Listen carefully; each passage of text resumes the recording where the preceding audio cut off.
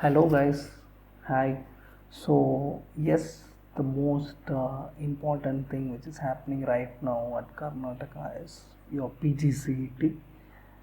The examination date was announced all of a sudden and it was on July 14th, and a lot of people are just getting panicked a lot, and a lot of things are happening. And right now I am here to just give a glimpse of what needs to be done while filling up the PGCT application. Okay, so this is going to be useful for both the Karnataka students as well as the non-Karnataka students. So stay tuned until the last minute so that you will get all the important points, whatever needs to be covered up. Okay, and if you're coming for the channel for the first time, please do like, share and subscribe so that we will be motivated to do much more better videos. Okay, in case if you have any further queries or something, you can just drop your comments below and we will be more than happy to help you out and assist you. Okay, first things first, the application is out, and how to fill the application, a lot of videos are available. You can look into it and you can start filling up the applications. But the most important points that you need to keep in your mind while filling up the applications, that is what I am going to cover. Okay, let's get started. First things, have a proper working phone number, whichever is absolutely fine, and you get messages on it, you get calls on it, have that phone number mentioned while registering. Okay, the next important thing is have an email which is in use.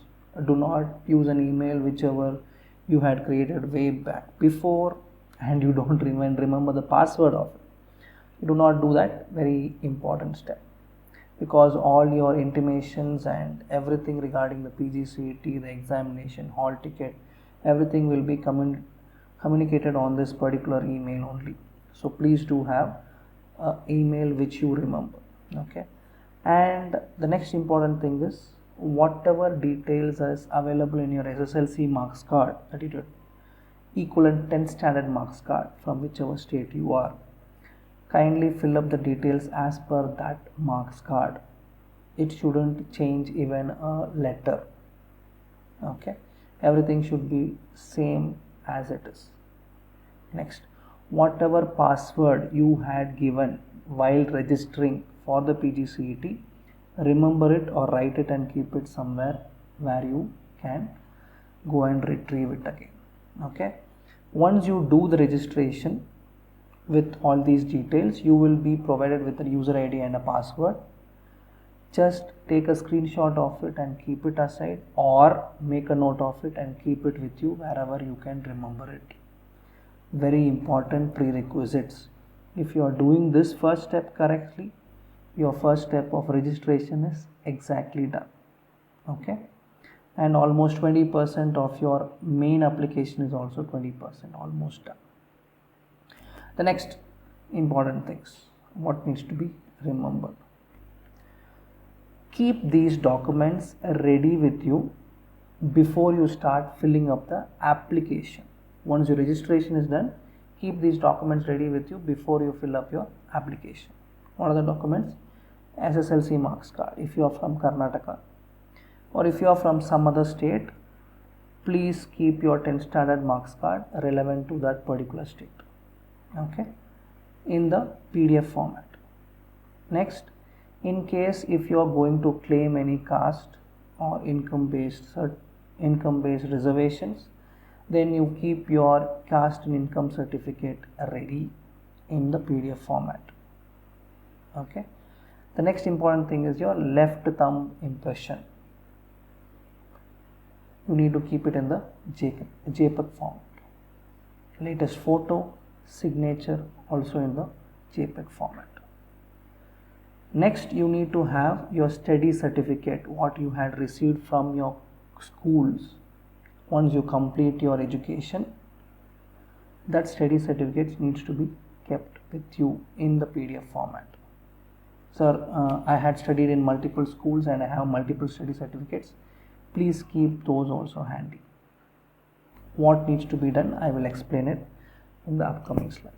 Okay, This is the second most important things what you need to keep ready before you start filling up your application. Okay, next, the photo whatever you're going to upload, it should be from 10 KB to 50 KB. The file dimension should be around 3.5 into 4.5 centimeter, only in JPEG format. For those who are having issues in resizing the photo properly and having a proper file size and the dimension and the format, I will pin down a link in the description which you can go back and check it, where I had done the video and of how to create your exact file size of your photo, signature and thumb impression. According to that, you can create it and you can start utilizing it absolutely free. You can just go back and check the video. Okay, the similar thing for your signature also, it is around 3.5 to 1.5 centimeters the file dimension. Please make note of it, very important. For the thumb impression, the similar dimension as your signatures, you need to keep it ready and upload it in the JPEG format. Next, here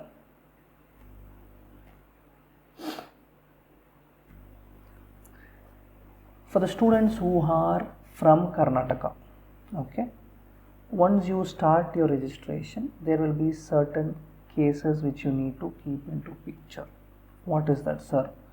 The first query which I got from many students is, sir, they are asking me to upload study certificates for class 1 to class 10, but I have a study certificate which was given at the end of the school. Yes, absolutely fine. That is what they are asking. Sir, but they are asking for class wise. No, sir. Now I am giving you a scenario. If you come in the scenario, apply that rule. Okay. Now the first case. Imagine that you studied in school 1 from class 1 to class 7 and school 2 from class 8 to class 10. So in these two schools you had obtained 2 study certificates. Example, for class 1 to 7 you had obtained 1 certificate and class 8 to 10 you had obtained another study certificate from another school.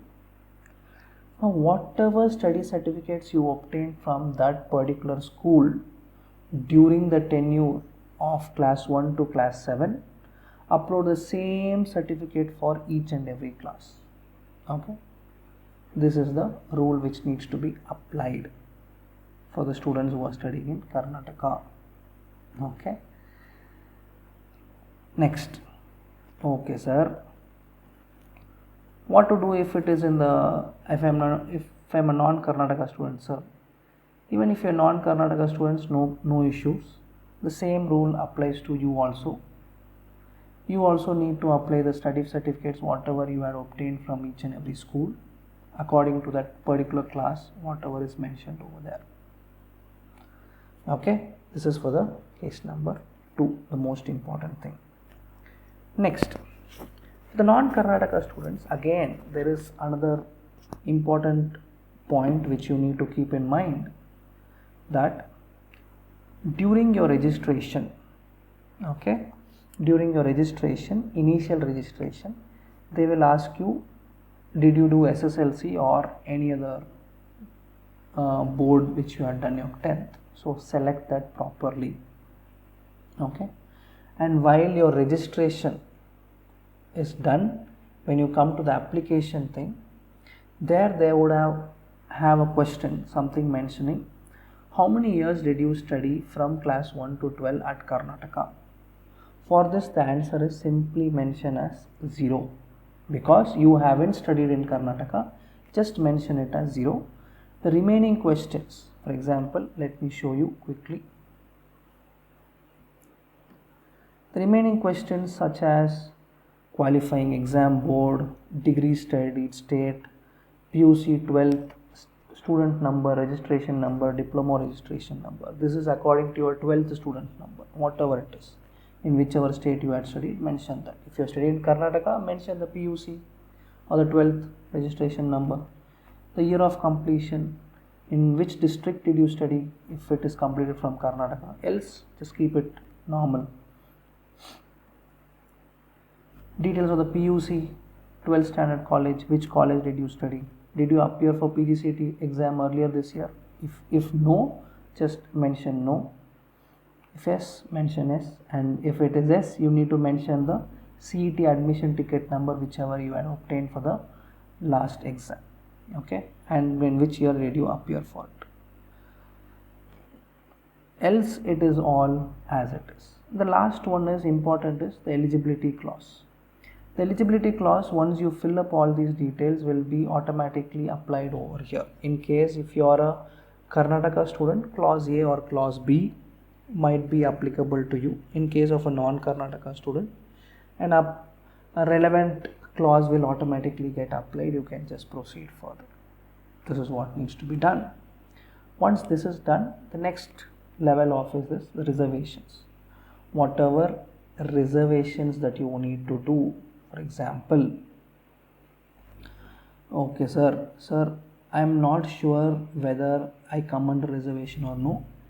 Check it first before filling up the application. Why sir? Because if you fill up the wrong details of the caste certificate or the income certificate, there won't be any further editing options. There won't be any further editing options available. So in case if you do not have your caste certificate or income certificate right now, make one. Once you get it in your hand, only then fill up the application. Unless you do that, do not start filling up the applications. It becomes a very big problem. Okay, again, like you don't have your RD number, application number, this, a lot of issues comes into picture. I have seen a lot of queries come in last year also, and this year I do not want that kind of a issue to arise. Only will you, if you have a valid RD number which is not expired. It's not expired. If it is expired, renew it, then fill up your application. Fine. Do not make these mistakes. Keep your caste certificate or income certificate ready if you are claiming a reservation. If not, go ahead and fill up as a general merit candidate. Okay. The next question is, sir, if in case I have a reservation, but in case I have mentioned it as general, will I be able to modify it? Right now, no. No modification allowed. In case if the KEA allows it further, after some time, if they open the window again for you, you are fortunate enough to go and modify that. But as of now, they have mentioned we are not going to open the window. So go as per that plan and start doing the necessary things. Next, name all your documents before uploading. For example, if you are having the documents of study certificate, caste certificate, income certificate, photo, signatures, whatever it is, name everything properly, then start uploading. Because by mistake, you might upload the wrong file and you might not be eligible for the exam itself. Do not make that mistake again. Name every file as whatever is mentioned for study certificate. Then like signature, photo, whatever it is. Keep it very common names and start uploading the files. And the formats, very important. PDF and JPEG. Do not upload a file in the PNG format and don't tell sir that that's also an image format. Yes, that's also an image format, but PGCT KEA doesn't accept that. No. So you cannot go and fight with them.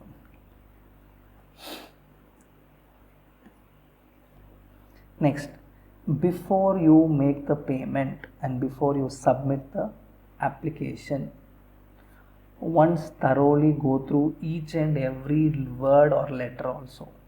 If it is absolutely fine, if it is absolutely correct, only if you are satisfied, if you are very sure that whatever details you have given is absolutely true, then click the proceed button for the payment.